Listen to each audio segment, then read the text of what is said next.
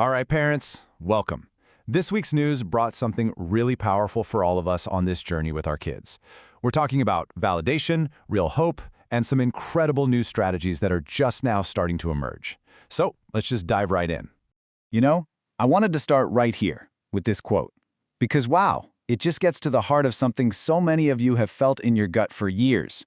This isn't about science discovering some brand new, out-of-the-blue thing. This is about science finally catching up to what you, as parents on the front lines, have known all along. And that's the thing. This isn't just about some dry academic paper with a bunch of data points. No. What we're seeing is a real, fundamental shift in how we understand your child's incredible, one-of-a-kind brain. Okay, so for what feels like forever, the world has talked about ADHD like it's this one single box. Well, some absolutely groundbreaking research just dropped this week, and it confirms what many of us have suspected. It's not. Turns out there are at least two distinct profiles. This is huge. It's the scientific proof for why that one-size-fits-all approach was never, ever going to work for our kids. So what's the real takeaway here? It means we can finally start to move past these generic, catch-all labels. This new research gives us permission to see your child's brain for what it truly is, its own unique operating system. And think about it. Once you understand the OS, you can finally work with it instead of constantly feeling like you're fighting against it. And what's kind of wild is that this new understanding of the brain is happening at the exact same time as this massive wave of change in technology. I mean, for the first time ever, it feels like tech isn't asking our kids to bend and break to fit it. It is finally, powerfully, starting to adapt to them. I mean, just look at the sheer scale of what's happening. In India, a single AI platform just went live. Its purpose? To provide adaptive learning to 248 million students. Let that sink in for a second. 248 million. We're talking about personalizing education for an entire nation, so every single kid can get a lesson that's just right for them. And this isn't just an isolated thing. Nope.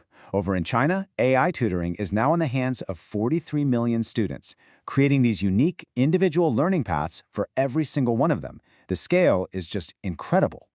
But honestly, the number that gave me the most hope this week was this one. In the Philippines, there's a new AI system that can spot kids who need reading support with, get this, 94.7% accuracy. Think about what that really means.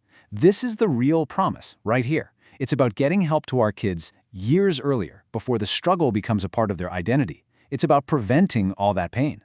So, okay, with all this powerful tech flooding into our schools, into our homes, it raises a really important question, doesn't it? Is this all just about efficiency, making things faster and bigger? Or is there something deeper, something more meaningful going on here? Well, the good news is the most promising signs are pointing to a much more human-first approach. The best AI tools that popped up this week, they're not just a fancy red pen marking answers right or wrong. They're actually explaining the why behind a mistake. They're built to prioritize the child's actual understanding over just churning through problems. The goal here isn't to just crank out future workers, it's about building real, deep, lasting skills. And these tools are, without a doubt, incredibly powerful. But they work best when we get the why, when we understand the very blueprint of the brain they're trying to help.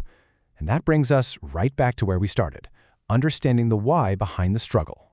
So science is finally giving us better words for what we've been seeing with our own eyes.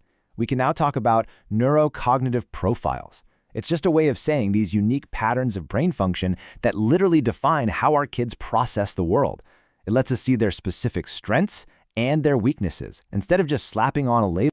And listen, if you ever, even for a second, have one of those days where you doubt what's possible for your child, I want you to remember this name. Dame Maggie Adarin-Pocock. This woman went to 13 different schools. She struggled deeply with reading. And today, she builds instruments that fly in space. Her story is it's living proof that the struggle today does not in any way define their potential for tomorrow. And we're seeing this kind of reframing everywhere. Take messy handwriting. New research out of India is totally flipping the script on this. For so long, people assumed it was laziness, right? A kid not trying. Well, it turns out it's almost never about that. It's a flashing red light, a signal that foundational skills, like fine motor control, just need to be built up. It's about building the foundation, not just yelling about the messy letters.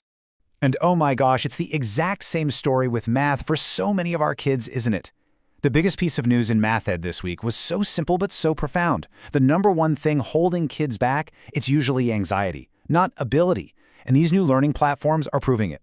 When you give a kid a space to practice where they're not afraid to be wrong, that's when confidence and real skill finally have a chance to grow. Okay, so all this progress is fantastic. It's so exciting. But here's the reality check. Getting these amazing new tools and these new ways of thinking out of the lab and into your kid's classroom, well, that takes one absolutely critical ingredient. It takes you. It takes parents who are informed, who are empowered, and who are ready to advocate. And let me show you exactly why that advocacy is so important. Take a look at this data from Wisconsin. The state promised to cover 42% of special education costs for school districts. The reality? They only delivered 35%. Now that gap, that's not just a number on a chart. That gap directly translates to fewer services and less support for your kid in their school. That's why this matters. But here's some really good news on that front, and it's something you can put right in your advocacy toolkit. A federal court just came down with a ruling that reinforces a basic, fundamental principle. You have a right to know what's going on and to be involved. This is the law backing you up, affirming that you are a partner in your child's education. Look, the policy world is always going to be a mixed bag, right? You see some amazing news like Florida putting $300 million into mental health supports in schools. That's fantastic. But then you see challenges like Ohio saying schools must provide tutoring, but then not giving them any money to actually do it. And that's exactly why being informed is so critical. It's the only way to advocate effectively. So, we've been on a bit of a whirlwind tour this week, haven't we? From the deep wiring of the brain to AI to school funding battles. So what's the big idea? What's the one crucial thing you should really take away from all this? I think it really boils down to 3 core truths. And every single story we looked at this week just hammered these home again and again. Number 1, skills can be built. They are not fixed. Number 2, brains can change. And number 3, and this is the most important one, you are the expert on your child, period. So please, take these new insights, take these new tools, and use them to support your child on their unique path. And hold on to this one final, really powerful thought. Your child hasn't reached their potential yet. That word yet is everything. Because with you in their corner and with all these new understandings, believe me, they are absolutely on their way.